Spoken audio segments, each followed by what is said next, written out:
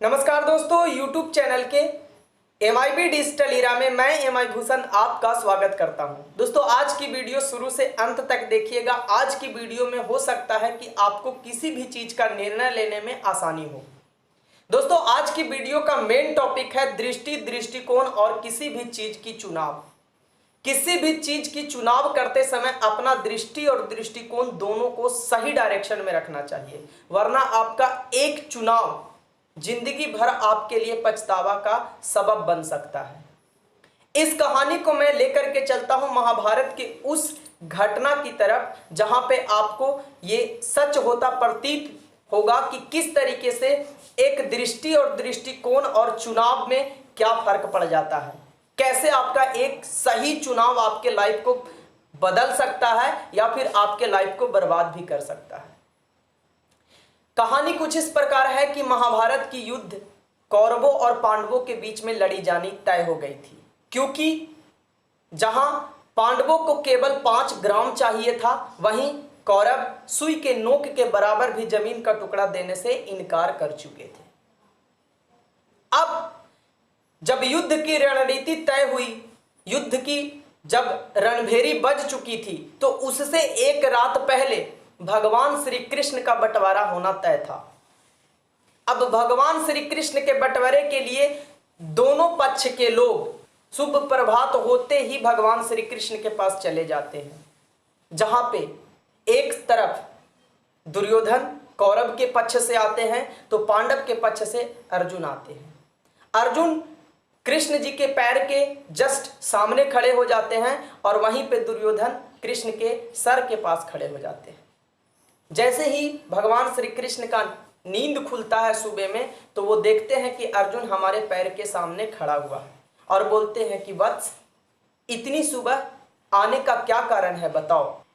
इस शब्द को सुनते ही दुर्योधन बोलते हैं कि माधव, सबसे पहले मैं यहां आया हूं, पहला मांगने का अधिकार मुझे है।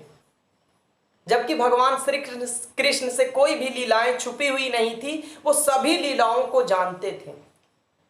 लड्डू गोपाल से भला कौन सी बातें छुपी है आज तक। अब दुर्योधन के जिद करने पे भगवान श्री कृष्ण कहते हैं कि ठीक है दुर्योधन, पहले तुम ही मांग लो, क्या मांगने की अभिलाषा से हमारे पास आए हो। दुर्योधन कहते हैं कि माधव, आपको तो पता है कि कल की युद्ध होना तय है, तो इसमें आपका भी बंटवारा होना जरूरी है कि आप किसके पक्ष से युद्ध करेंगे, कौरवों के पक्ष से या पांडवों के पक्ष से। भगवान ने साफ शब्दों में कहा, मैं तो केवल धर्म के साथ खड़ा रहूंगा। कि हे दुर्योधन, आपके पास 2 ऑप्शन है, या तो आप मेरी पूरी नारायणी सेना ले ले या फिर आप मुझे रख ले। भला हट बुद्धि का दुर्योधन, उसने क्या चुना पूरी दुनिया जानती है, उसने भगवान श्री कृष्ण से उनकी नारायणी सेना को चुन लिया। और उसका परिणाम क्या हुआ, जब उसने नारायणी सेना को चुना और भगवान स्वयं खुद पांडवों के पक्ष से उनके सारथी के रूप में युद्ध में भाग लिए, तो उसका चुनाव की वजह से एक दृष्टिकोण, दृष्टि और एक चुनाव की वजह से महाभारत की युद्ध भी लड़ी गई और उसकी भूमिका भी तय हुई, जो दुनिया को जगजाहिर है कि उस युद्ध में परिणाम क्या हुआ था।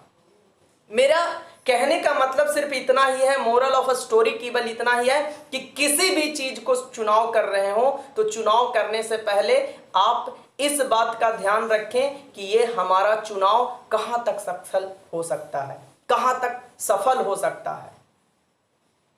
जब हम किसी भी चीज की चुनाव कर रहे हो तो हमें इस बात का ध्यान होना चाहिए, आभास होना चाहिए कि ये जो हमारा चुनाव है ये कहां तक जा सकती है और कहां तक सफलता की ओर ले जा सकती है। तो दोस्तों, आई होप कि आज की स्टोरी आपको अच्छी लगी होगी। अगर अभी तक आपने चैनल को सब्सक्राइब नहीं किया है तो चैनल को सब्सक्राइब करिए, बेल आइकन को प्रेस करिए। मिलते हैं नेक्स्ट वीडियो में नेक्स्ट स्टोरी के साथ।